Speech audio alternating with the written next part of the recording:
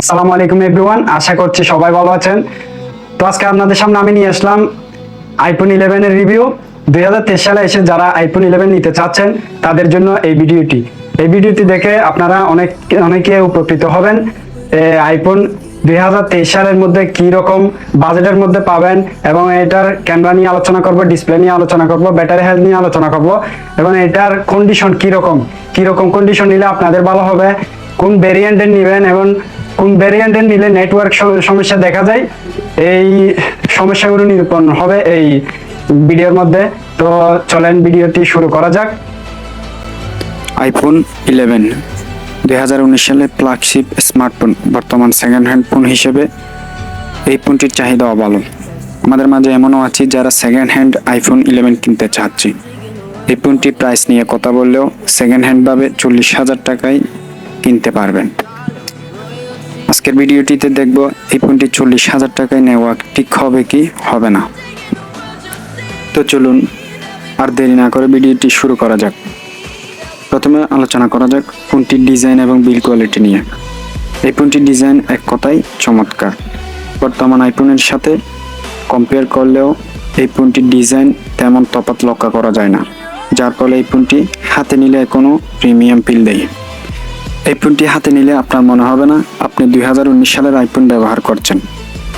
ফোনটি build quality নিয়ে কথা বললেও ফোনটি ব্যাক সাইডে স্টিল সেল ব্যাকসেল ব্যবহার করা হয়েছে এবং ফোনটি ব্যাক সাইডে গ্লাস প্রোটেকশন ব্যবহার করা হয়েছে। এই ফোনটি বিল্ড কোয়ালিটি নিয়ে তেমন কিছু বলার নেই, কারণ এই সময়টাই ফ্ল্যাগশিপ স্মার্টফোন ছিল এটি, যার ফলে এই ফোনটির বিল্ড কোয়ালিটি এখন কোনো অংশে পিছিয়ে নেই। এখন আলোচনা করা যাক ফোনটির ডিসপ্লে নিয়ে। এই ফোনটিতে 6.1 liquid retina IPS LCD display ব্যবহার করা হয়েছে। এই ডিসপ্লেটিতে ব্যবহার করা হয়েছে 828x1792। এই ডিসপ্লেটির কালার শার্পনেস এক কথায় চমৎকার। যে কোনো মাল্টিমিডিয়া কন্টেন্ট এই ডিসপ্লেটিতে উপভোগ্য ছিল। এখন আলোচনা করা যাক ফোনটি ক্যামেরা সেটআপ নিয়ে।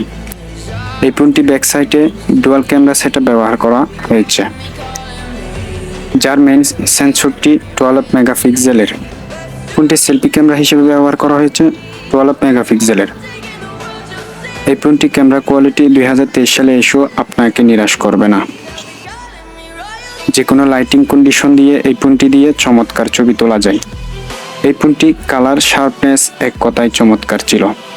আইফোন লাইন আপের এটি প্রথম ফোন যেটিতে প্রথম নাইট মোড ব্যবহার করা হয়েছে, যার ফলেও এই ফোনটি দিয়ে রাতের সময় ভালো ছবি তোলা যায়।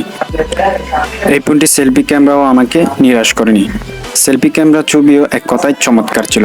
এই ফোনটি 3টি সেন্সর দিয়েও ভিডিও রেকর্ড করতে পারবেন। বাজেট অনুযায়ী এই ফোনটি ক্যামেরাও চমৎকার ছিল। এখন আলোচনা করা যাক ফোনটি হার্ডওয়্যার নিয়ে। এই ফোনটিতে চিপসেট হিসেবে ব্যবহার করা হয়েছে অ্যাপল বায়োনিক A13। এই চিপসেটটি 2023 সালে এসেও আপনাকে নিরাশ করবে না। আপনার ডে টু লাইফের যে কোনো কাজ খুব ইজিভাবে করতে পারবেন এই চিপসেটটি দিয়ে। তার সাথে হাই গ্রাফিক্সের গেমও খুব ইজিভাবে খেলতে পারবেন। 2023 সালে এসেও এই চিপসেটটি একটা সমস্যা হচ্ছে 4G চলে কিন্তু 5G চলে, যার পরেও গিয়ে এই বাজেটের মধ্যে সেরা চিপসেট এটি। এই ফোনটিতে iOS ভার্সন হিসেবে ব্যবহার করা হয়েছে iOS 16। এখন আলোচনা করা যাক ফোনটি ব্যাটারি নিয়ে। এই ফোনটিতে 3110 mAh এর ব্যাটারি ব্যবহার করা হয়েছে, যা দিয়ে নর্মাল ব্যবহারে সারাদিন পার করতে পারবেন, কিন্তু হেভি ইউজ করলে দিন শেষে একবার চার্জ করতে হবে। এখন আলোচনা করা যাক ফোনটি 2023 সালে কিনা ঠিক হবে কি হবে না। এই ফোনটি সেকেন্ড হ্যান্ড হিসেবে যে বাজেটে পাওয়া যাচ্ছে এই বাজেটে নেওয়া যেতে পারে। বাজেট অনুযায়ী এই ফোনটির ক্যামেরা এক কথায় চমৎকার পাবেন। এই বাজেটের স্মার্টফোনের চাইতেও এই ফোনটির বিল্ড কোয়ালিটি এবং ক্যামেরা কোয়ালিটি এগিয়ে আছে। কিন্তু এই ফোনটি না নেওয়ার বড় একটি কারণ হতে পারে এটি একটি 4G স্মার্টফোন, কারণ বর্তমানে বাজেট রেঞ্জে 5G স্মার্টফোন পাওয়া যাচ্ছে। সেক্ষেত্রে এই ফোনটি এদিক থেকেও পিছিয়ে থাকছে। আজকের ভিডিওটি এই পর্যন্ত। আমার ভিডিওটি ভালো লাগলে লাইক করবেন, শেয়ার করবেন। যদি ফেসবুকে দেখে থাকেন পেজটি ফলো করে দিবেন এবং ইউটিউবে দেখে থাকলে সাবস্ক্রাইব করে পাশে থাকবেন। ধন্যবাদ। আসসালামু আলাইকুম।